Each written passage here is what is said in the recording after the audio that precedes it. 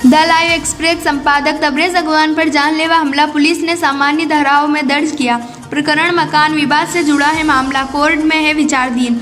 Court में लगाए गए दावे से बौखलाकर किराएदार ने उसके साथियों के साथ मिलकर मकान मालिक पर जानलेवा हमला कर दिया। घटना लगभग 3:30 बजे की है, जब पत्रकार तबरेज अगवान घर से ऑफिस पहुंच रहे थे। तभी कैंट की जामा मस्जिद के नज़दीक सोहेल इलेक्ट्रॉनिक्स के संचालक आशिक हुसैन पठान, सोहेल पठान और उसके अन्य साथियों ने मिलकर पत्रकार तबरेज अगवान पर जानलेवा हमला कर दिया। ये पूरा मामला एक मकान से जुड़ा है। दरअसल पत्रकार तबरेज अगवान के हुडको कॉलोनी स्थित मकान में आशिक पठान किराएदार है, साथ ही लंबे समय से निवास कर रहा है। मीडिया के समक्ष पत्रकार अगवान ने बताया कि साल 2014 में किराएदार से किया गया एग्रीमेंट खत्म हो गया था, जिसके बाद उससे बराबर मकान खाली करने की बात कही जा रही थी। लेकिन अपनी गुंडागर्दी के बलबूते आरोपी ना तो मकान खाली कर रहा था और ना ही किराया दे रहा था। कानूनी रास्ते अपनाते हुए हमारे द्वारा कोर्ट में दावा पेश किया गया, जिससे बौखलाकर आशिक और सोहेल सहित 8 लोगों ने मेरे ऊपर लाठियों और पत्थर से हमला कर दिया। इसी बीच आशिक ने पेचकस से मेरे सर पर जोरदार प्रहार किया, जिससे गंभीर घायल अवस्था में मुझे पहले तो कैंट थाने लाया गया, जहां से मेडिकल के लिए जिला अस्पताल पहुंचाया गया। उक्त आरोपी के खिलाफ पहले भी कई मामले दर्ज हैं, जिसमें नाबालिग लड़की का अपहरण भी शामिल है।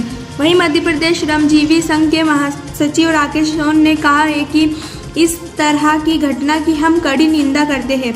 जब कोई मामला कोर्ट में विचाराधीन है तो उसका फैसला भी कोर्ट में ही होना चाहिए, ना कि इस तरह सरेआम गुंडागर्दी करना चाहिए। साथ ही पुलिस ने सामान्य धाराओं में मामला दर्ज किया, जिसके संबंध में संगठन एसपी साहब से चर्चा करेगा।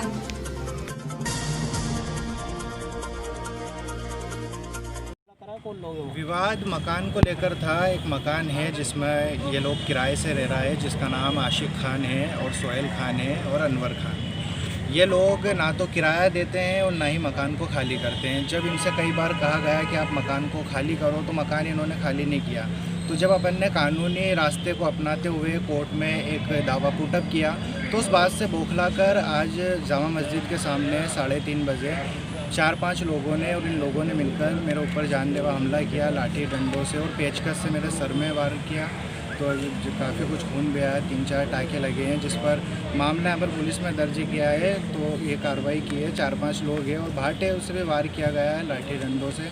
तो पुलिस ने अभी कार्रवाई की है। अभी देखना है, मामला पंजीबद्ध हुआ है। पुलिस ने कितने लोग थे हमलावर? 8 लोग थे, टोटल 8 लोग थे, जिनमें से 3 को नामजद किया गया है, 3 लोगों को, और बाकी जो 5 अन्य लोग हैं उनको मैं जानता नहीं हूँ नाम से।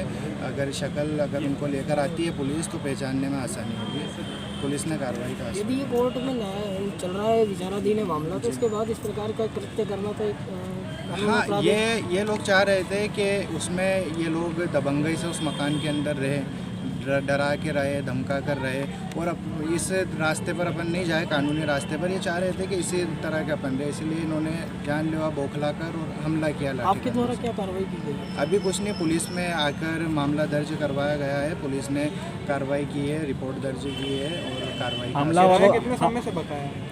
किराया 3 साल से मकान को खाली नहीं कर रहे। 3 साल का किराया बकाया है पूरी तरह से, और मकान का काम उसमें हो भी नहीं रहा है, ऐसा कि ऐसे ही यथावत है। हमलावरों ने महिला भी विजयी है यहाँ पर आपके कारण? यहाँ पर महिला, जैसे कि अपन पत्रकार साथी आप देख ही रहे हो कि आज हमारा दिन भर कैसा कटा। कलेक्टर कार्यालय में दिन भर कटा हमारा। हम प्रेस कॉन्फ्रेंस अपन ने अटेंड की, सब कुछ है। तो महिलाओं का कहना है कि हम लोगों ने उनके साथ घर पे जाके मारपीट की, जो कि झूठा, पूरी तरीके से झूठी रिपोर्ट यहाँ पर महिलाओं के द्वारा भी लिखवाई जा रही है। हम सभी लोग वहाँ पर मौजूद थे। आज अपना दिन भर कैसा कटा वो सभी आपके सामने। तो यह मिथ्याचार आरोप है पूरी तरह से। आपका नाम? Tabrez Agwan, the live express.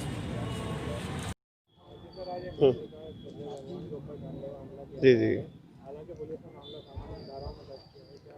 जी जी देखिए, तबरेज भाई हमारे पत्रकार साथी हैं और वे लाइव एक्सप्रेस को देखते हैं।